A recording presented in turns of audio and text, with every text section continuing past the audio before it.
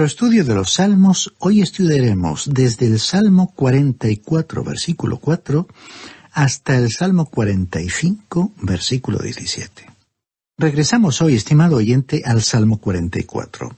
En este salmo escuchamos a los israelitas ante la gran tribulación llamando a Dios para que los libere de la misma manera que lo hicieron en Egipto en el pasado. Y finaliza con un clamor de redención y liberación que nos introducirán más adelante al Salmo 45, uno de los grandes salmos mesiánicos y uno de los puntos culminantes de la palabra de Dios. Vamos a continuar entonces con la consideración del Salmo 44. Recordemos que el juez Gedeón hizo referencia a estos eventos históricos en el libro de los Jueces, capítulo 6, versículo 13. Él le dijo al ángel del Señor: «Ah, Señor mío, si el Señor está con nosotros, ¿por qué nos ha sobrevenido todo esto? ¿Dónde están todas esas maravillas que nuestros padres nos han contado diciendo, ¿no nos sacó el Señor de Egipto?»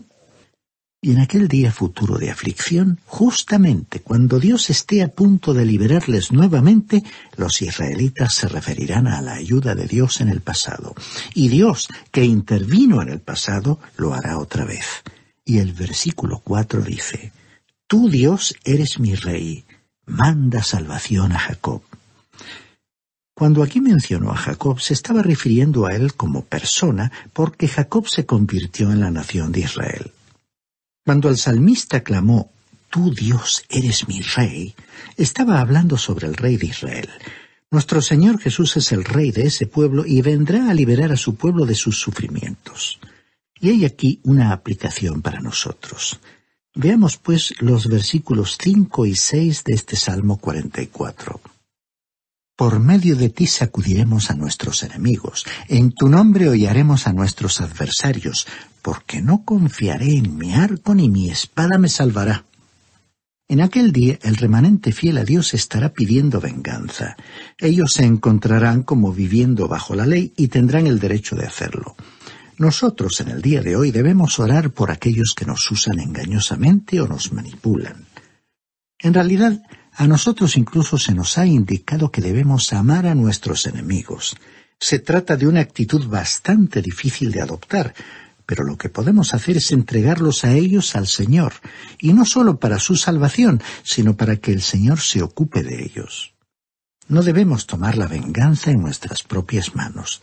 Él nos ha dicho en la carta a los Romanos, capítulo 12, versículo 19, «Mía es la venganza, yo pagaré». Y nos referimos no solo a aquellos que nos han ofendido personalmente y acerca de los cuales tenemos motivos para quejarnos, sino también a los que están intentando estorbar la difusión de la palabra de Dios. Cuando estamos ante situaciones semejantes, tenemos que pedir la intervención de Dios antes que tomar el asunto en nuestras manos. El contexto profético de este pasaje nos presenta a los israelitas pasando por graves problemas. Vemos al enemigo furioso contra ellos y la persecución será promovida por ese pequeño cuerno mencionado por Daniel en su libro en el capítulo 7, versículo 25, que se refiere a una persona que estará acosando e intentando exterminar a los israelitas fieles a Dios. El anticristo luchará contra ellos y los vencerá. Ellos se negarán a recibir la marca o señal de la bestia y muchos se enfrentarán con el martirio. En su angustia clamarán a Dios en los momentos más oscuros de la historia de este mundo. Y escuchemos lo que dice el versículo 22 del Salmo 44. «Pero por causa de ti nos matan cada día. Somos contados como ovejas para el matadero». Este no es el cuadro actual de la Iglesia, ¿no le parece? Es cierto que en la actualidad hay muchísimos cristianos sufriendo por causa de Cristo en algunos países. Desde una perspectiva mundial, en general, la Iglesia no está sufriendo persecución. Sin embargo, en el futuro, aquella parte de Israel que hemos llamado el remanente fiel a Dios será perseguida. Y es ese remanente el que está hablando en este pasaje. Ahora, el versículo 23 dice: «Despierta. ¿Por qué duermes, Señor? Despierta, no te alejes para siempre». Tenemos aquí un clamor para que Dios se despierte, por así decirlo. Bueno, Dios no está dormido, estimado oyente, y será la desesperación la que hará que esos creyentes clamen al Señor de esa manera. En la época de los Macabeos, período entre el Antiguo y el Nuevo Testamento, los enemigos de Israel se colocaron en un primer plano frente a esta nación. En lo que se refiere al pasado, fue la época en que Israel sufrió más que en cualquier otra época de su historia, pero aquella experiencia no será nada en comparación con el sufrimiento que tendrán que soportar durante la gran tribulación. Durante el período de los Macabeos había un grupo de sacerdotes que se llamaban los despertadores, y ellos eran quienes clamaban a Dios y elevaban este clamor: «Despierta, ¿por qué duermes, Señor?». Y en aquel día pensaban que Dios estaba descansando. Pero Juan Hircano, uno de los macabeos principales, un sumo sacerdote, puso fin a esta práctica. Le preguntó a la gente: ¿acaso la deidad duerme? ¿No dice la Escritura: por cierto, no se adormecerá ni dormirá el que guarda a Israel? No necesita usted pedirle a Dios que se despierte, incluso cuando haya momentos en los que se sentiría inclinado a hacerlo.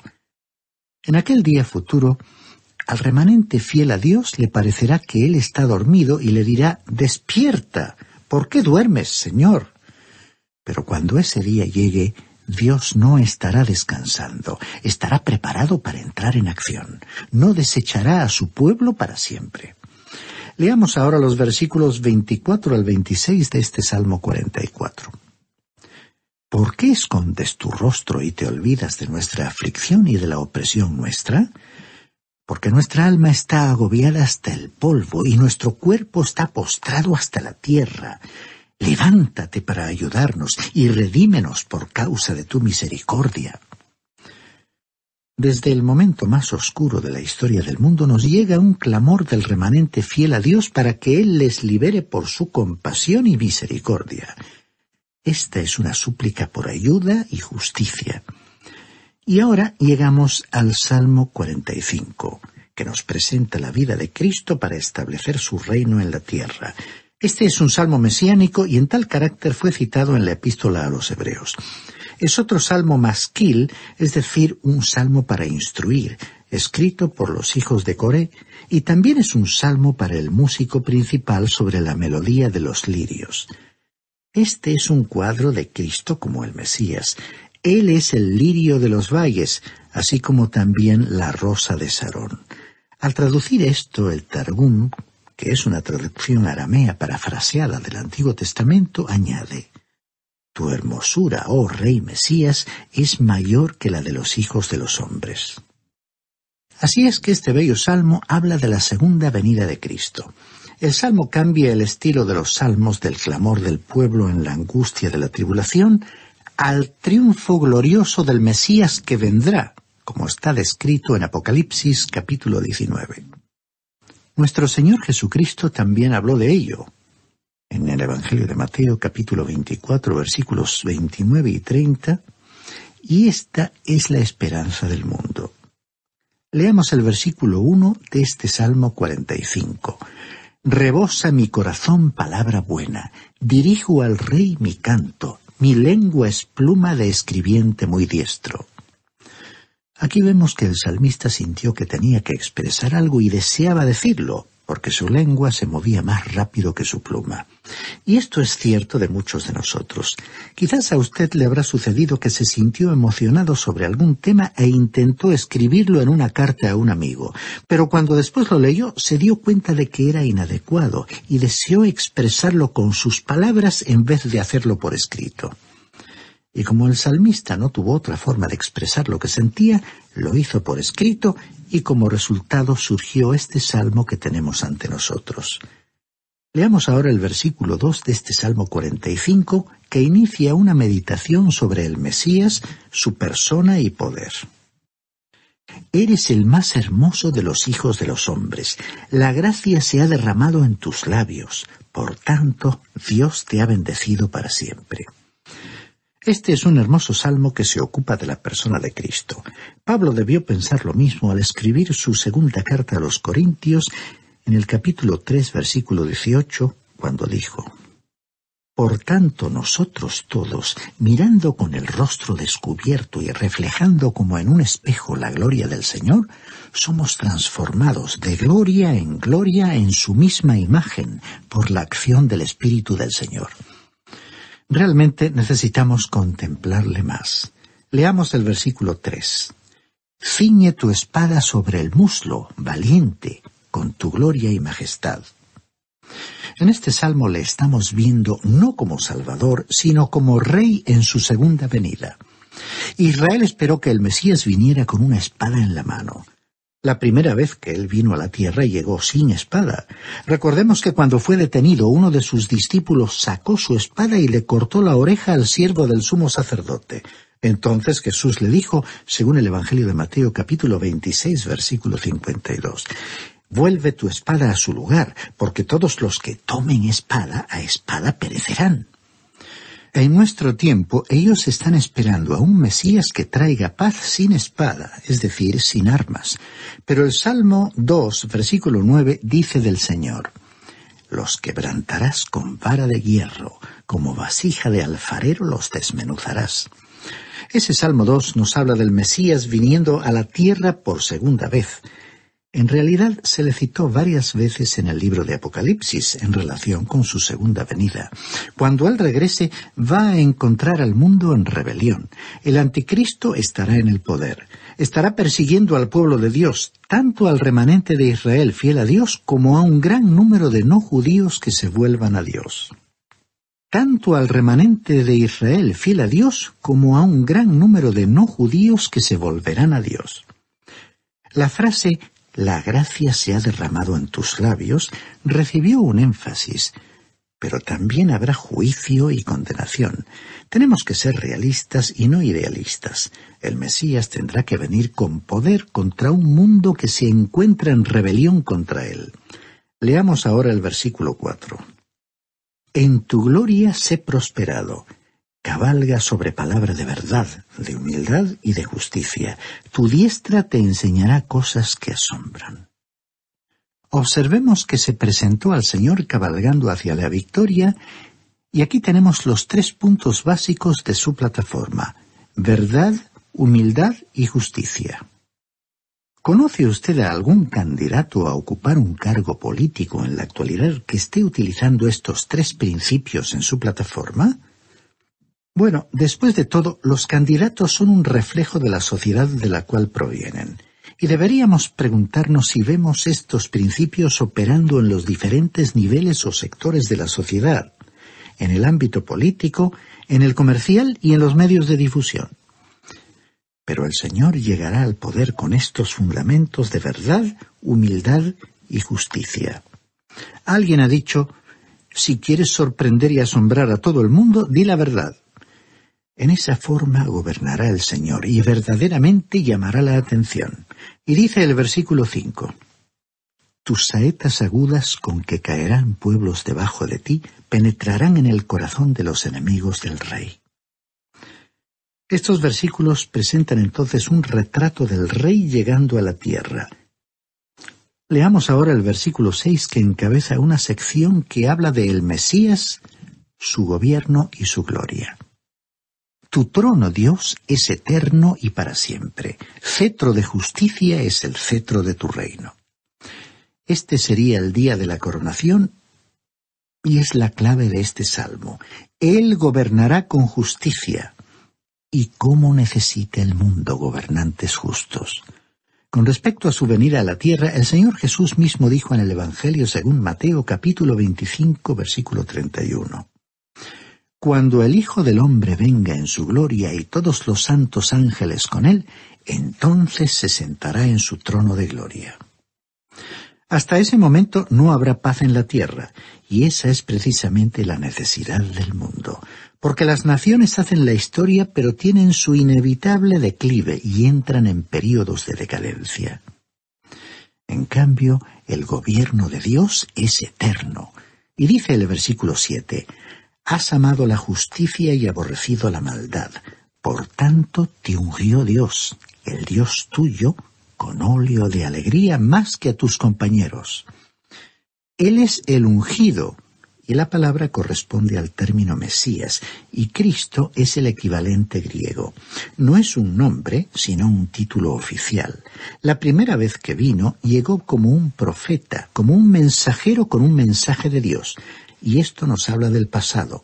En nuestro tiempo, Él es nuestro gran sumo sacerdote a la derecha de Dios. Ese es su ministerio actual. Pero en su segunda venida llegará como rey, como el Mesías, y esto nos traslada al futuro. Observemos la frase, «Te ungió Dios con óleo de alegría». No es adecuado considerarle como un varón de dolores. Cuando él estuvo aquí, fue la persona más alegre de esta tierra. Que este es un salmo mesiánico que se refiere al Señor Jesucristo ha sido atestiguado por la cita de estos dos versículos en la Epístola a los Hebreos, capítulo 1, versículos 8 y 9, que dicen: «Pero del Hijo dice, tu trono, Dios, por los siglos de los siglos. Cetro de equidad es el cetro de tu reino. Has amado la justicia y odiado la maldad, por lo cual te ungió Dios, el Dios tuyo, con óleo de alegría más que a tus compañeros». El crítico que intenta aplicar este salmo a Salomón o a algún rey desconocido falla al no observar que él es calificado como Dios. Habría sido inconcebible que Salomón o cualquier otro rey fuera considerado como Dios. Todo el capítulo 1 de Hebreos presenta al Señor en su exaltación, siendo la imagen expresa de Dios, muy superior a los ángeles y sentado a la derecha de Dios. Continuemos leyendo el versículo 8. «Mirra, aloe y canela exhalan todos tus vestidos. Desde palacios de marfil te recrean». Él vino a esta tierra para que nuestra alegría fuera completa. El escritor a los Hebreos nos dijo en el capítulo 12, versículo 2, que por el gozo puesto delante de él sufrió la cruz. Y nosotros, como creyentes, necesitamos disfrutar de esa alegría. La tribu de Judá, que quiere decir alabanza, encabezó la marcha de los israelitas por el desierto. Sin embargo, ellos se quejaron varias veces cuando debían haber estado alabando a Dios. Y eso es lo que los cristianos deberían estar haciendo hoy en vez de quejarse con tanta frecuencia. Continuando ahora con este Salmo 45, leamos el versículo 9, en el que tenemos una escena en la corte. «Hijas de reyes están entre tus ilustres. Está la reina a tu diestra con oro de Ofir». La Iglesia no fue mencionada por nombre en el Antiguo Testamento, pero la vemos en tipos o en figuras retóricas. Siempre la vemos en símbolo o figura. Pensamos que la mayoría de las esposas o novias del Antiguo Testamento son figuras de Cristo y su esposa, que es la Iglesia. Tenemos algunos ejemplos en Eva, Rebeca y Ruth. ¿Y quién es la reina en este versículo? Creemos que aquí tenemos una figura de la Iglesia, aunque no esté identificada específicamente. Y Cristo elevará a la Iglesia al trono. Y dice el versículo siguiente, el versículo 10. «Oye, hija, mira e inclina tu oído. Olvida tu pueblo y la casa de tu padre». Bien, nosotros debemos dejar el sistema de valores del mundo, así que no tenemos que aceptar sus principios. Hemos sido salvados de este mundo. Nosotros debemos asirnos de Cristo, aferrarnos a Él. Ahora el versículo 11 dice: «Y deseará el rey tu hermosura.